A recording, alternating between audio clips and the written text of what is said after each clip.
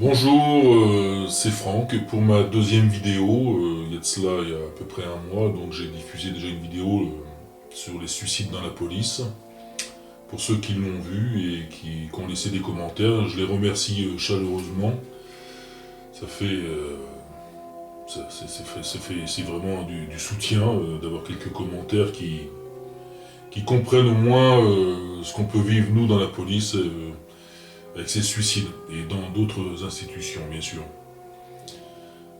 Donc ça se rapporte aussi, ce que je vais diffuser, cette vidéo concerne donc la corruption. Hein, donc je suis arrivé dans cette ville en 2009, comme je le dis dans une lettre du 17 août. Je vais intituler le clan.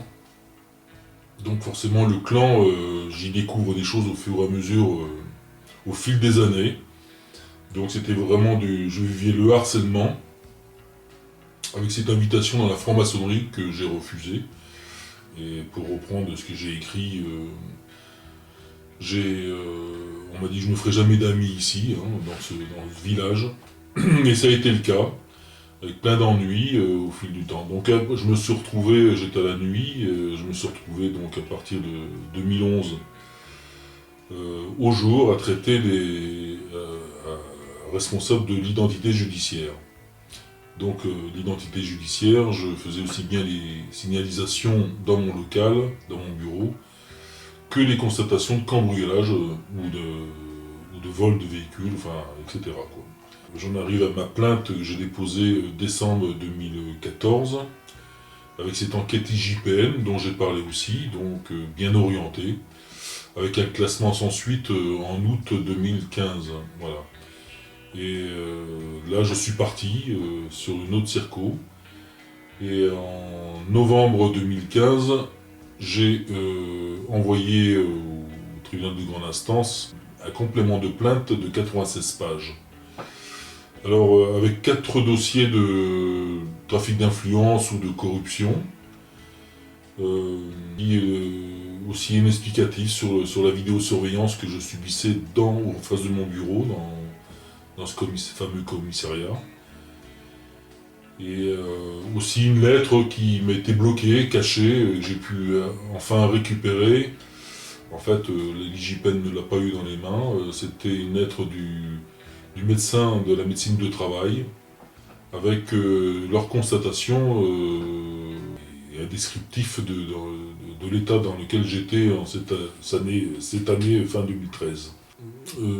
À propos de corruption, eh bien, oui, franc-maçonnerie peut-être, mais je découvre par la suite, en traitant, je suis officier de police judiciaire, donc en traitant les dossiers, je suis aperçu, et je m'occupe que de mes dossiers, c'est-à-dire mes propres constatations, que certaines affaires passaient à l'as, étaient classées sans suite, parce qu'il y avait des faux en écriture pour aider les copains, quoi, tout simplement. Donc il y avait des flics ripoux qui arrangeaient leur dossier pour sauver leurs copains dans la ville, que j'avais moi-même élucidé à travers les empreintes et puis les relevés d'ADN aussi.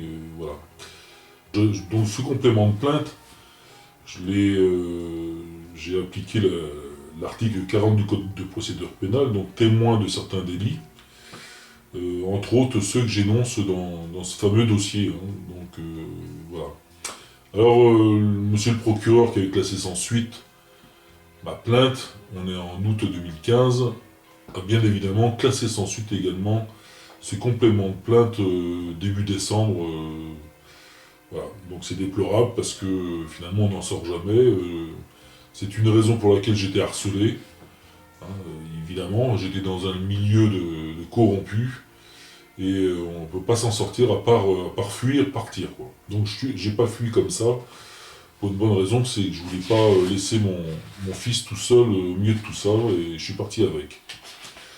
Voilà. Donc pour l'affaire, je voudrais... alors j'ai plusieurs affaires, mais une affaire qui est pas trop mal, l'affaire Mustière.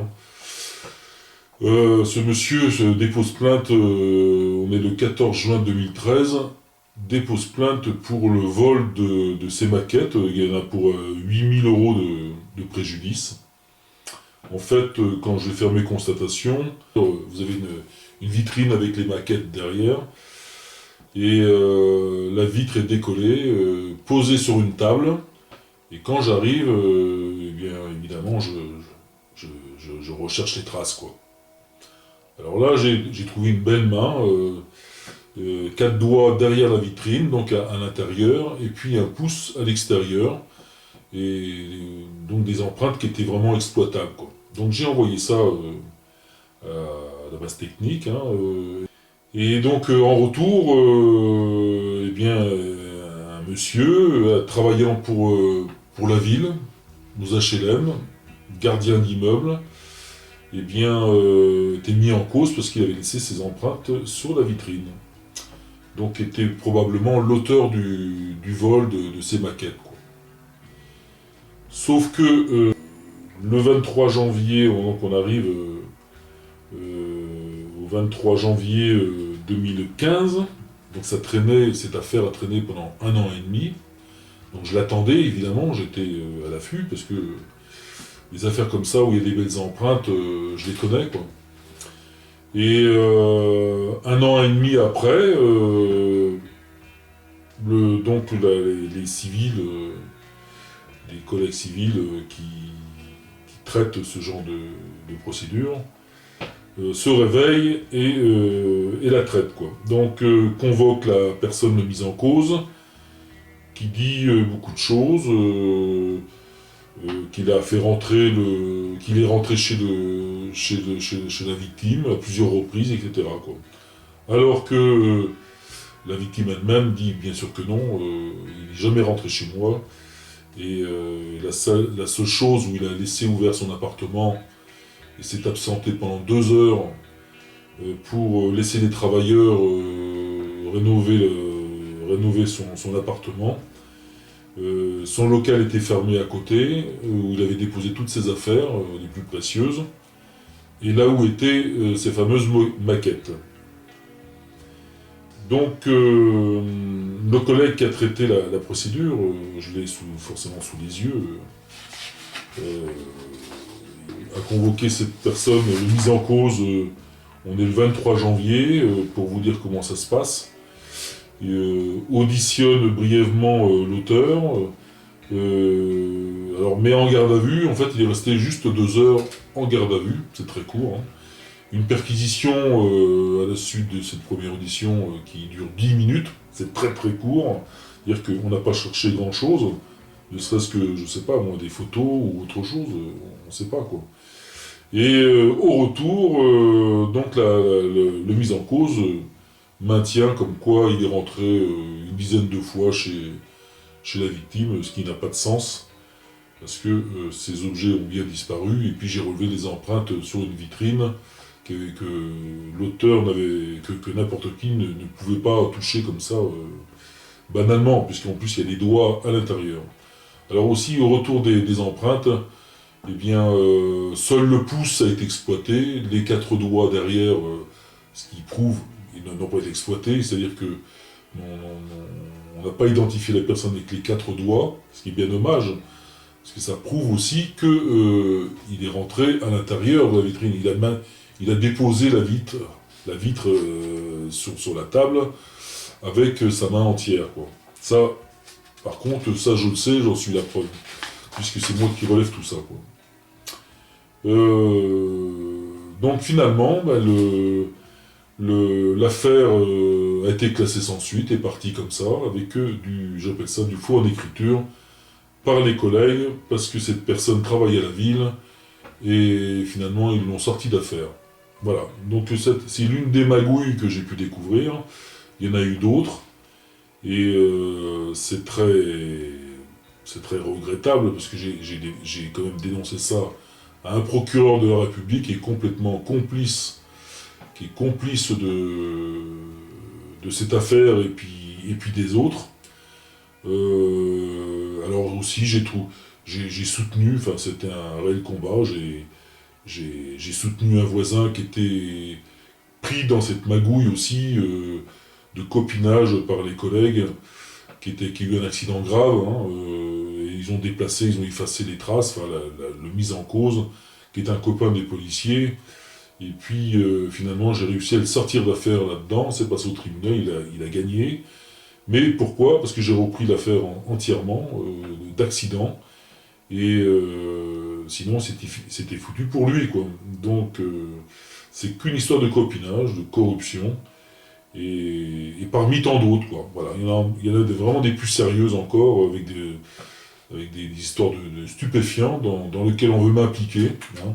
Je me retrouve en tête d'un procès-verbal de perquisition alors qu'on me fait garder l'immeuble en bas. Je ne sais pas ce qui s'est passé là-haut, c'est une histoire d'argent évidemment. Donc vous voyez, c'est quand même très grave. Et tout ça s'est dénoncé au procureur de la République, qui finalement est parti juste après cette dénonciation, donc fin 2015, mais qui est revenu en 2018. Mais malheureusement, il se trouve à la cour d'appel, donc couvre ses dossiers, en tout cas, en déposant plainte, ils ont été classés sans suite, mais finalement, quand ils vont arriver, parce que je fais toujours appel, je vais le plus loin possible jusqu'en cour de cassation, eh bien, il est là aussi en cour d'appel pour attendre ses dossiers, voilà, les miens et puis les autres, mais on s'en sort pas, quoi. Donc peut-être qu'en dénonçant comme je le fais, même anonymement, ben, ça pourra peut-être faire quelque chose. Alors j'aimerais que ceux qui se sentent concernés, les associations anticorruption, anticorps, etc., puissent peut-être exploiter tout ce que j'ai en main. Voilà, je vous remercie, et encore merci pour tous ceux qui m'ont répondu sur ma première vidéo. C'était vraiment sympa, et j'espère que ça fait réfléchir certains policiers également, leurs collègues mourir. J'espère que tout ça, ça fait bouger un petit peu les choses. J'ai pas la prétention de dire que je vais faire bouger toute la fonction publique, bien sûr, mais moi, plus tous les collègues qui se réveillent, je le vois sur les vidéos, hein, des gens connus aussi, qui font bouger les choses. Encore ce soir, il y avait un live avec Laurent, donc c'était super. Donc voilà, on voit que ça bouge, malgré que les gilets jaunes soient quelque peu maîtrisés, là, je sais pas où ça en est.